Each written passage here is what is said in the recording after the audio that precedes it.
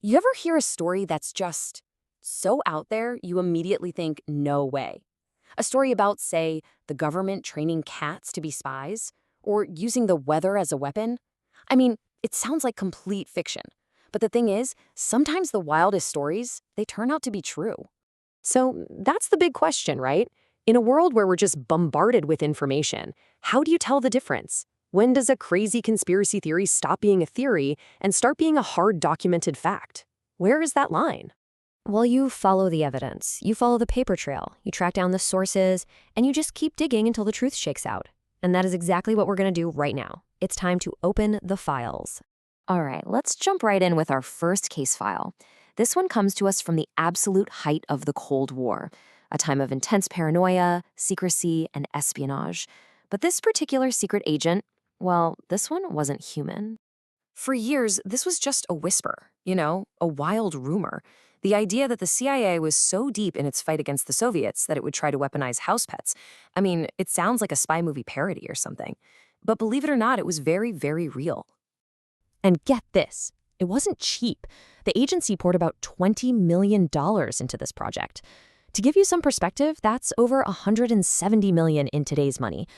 I mean, this wasn't some little side project. This was a serious big budget operation. The official name was Project Acoustic Kitty. The goal was to create the ultimate listening device, something totally undetectable. And their logic was kind of brilliant in a weird way. I mean, who suspects a cat, right? It can just wander anywhere. So the plan was to surgically implant a microphone, a transmitter, and an antenna inside a cat, and then just let it stroll up to your target. So, after all that research, all that surgery, all that money, the spy cat was finally ready for its first mission. It's 1967. Agents take it to a part across from the Soviet embassy in Washington, D.C. They release it, hoping it'll just wander over to two guys talking on a bench. The cat takes maybe a few steps into the street, and boom, immediately hit by a taxi. Just like that, the mission was over. So after that, complete and utter disaster, the project was scrapped. And for decades, the story of the spy cat was just that, a story, dismissed as total nonsense. The truth didn't come from a leak or a whistleblower. The break in this case came from the government itself, when the CIA declassified the files in the early 2000s. And there it was, in black and white. This crazy conspiracy theory was fact. Okay, let's close that file and open our next one. We're shifting gears now, moving from government espionage to the world of corporate America. This story isn't about protecting national security. It's about a car that millions and millions of families drove every day. In the 1970s, the Ford Pinto was everywhere. It was small, it was cheap, it was a massive success. But then, a truly horrifying rumor started to surface, that if you got rear-ended in a Pinto, the car could just erupt into a fireball. And the conspiracy wasn't just that the car had a flaw, it was that Ford knew about it the entire time and sold it to people anyway. And this is where it gets really chilling. The heart of the whole thing came down to a cold, hard calculation. Internal memos later showed that Ford ran the numbers. They knew it would cost about $137 million to recall and fix the cars. But they estimated that paying out legal settlements for the people who would be burned or killed would only cost about $50 million. So they made a business decision. Now, unlike the spy cat, this secret wasn't revealed by the government years later. No, this one was blown wide open by some incredible investigative journalism. In 1977, a magazine article called Pinto Madness laid it all out. It had the internal crash test reports showing Ford knew about the fire risk. It had the memos where they put a price tag on human life. The public outrage was immediate and immense. And a year later, Ford had no choice but to recall 1.5 million cars. For our final case file tonight, we're heading back to the government, into a secret that sounds like it's straight out of a comic book. The military literally weaponizing the weather. So think about it. It's the middle of the Vietnam War.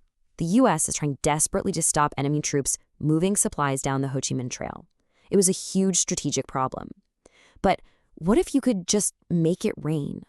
Not just rain, but create a monsoon that would wash the supply lines right off the map.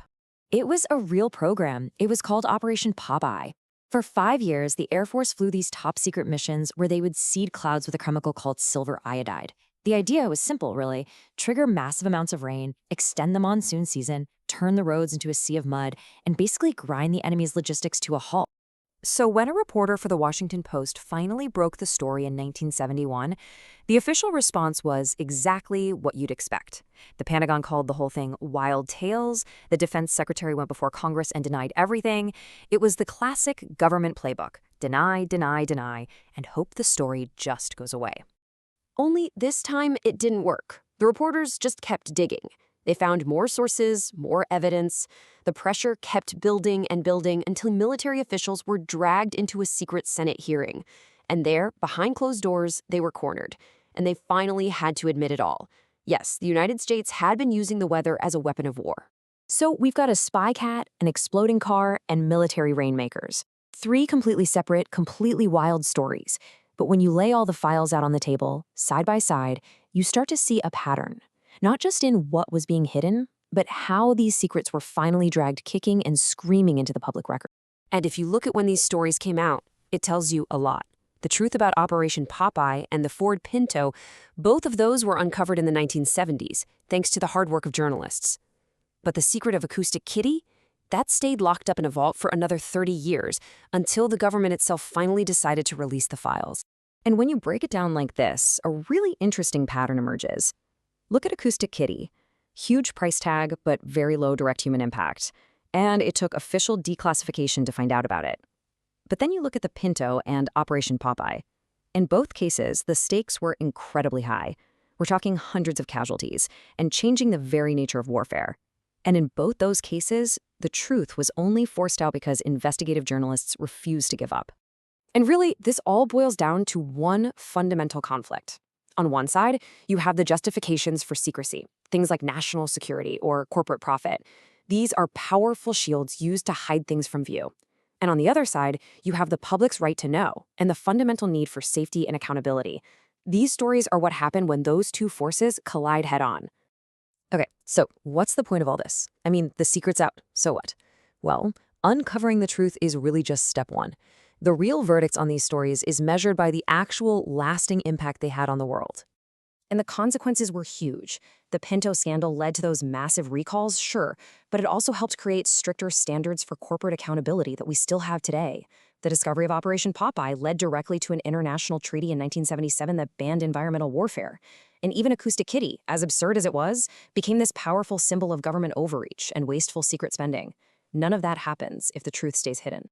These cases prove that sometimes the most unbelievable stories are the true ones, buried just under the surface of official denials and corporate PR. It really makes you wonder, doesn't it? As we close these files, the real question left is, what other truths are still out there, just waiting for their declassified document or their determined investigative reporter to finally bring them to light?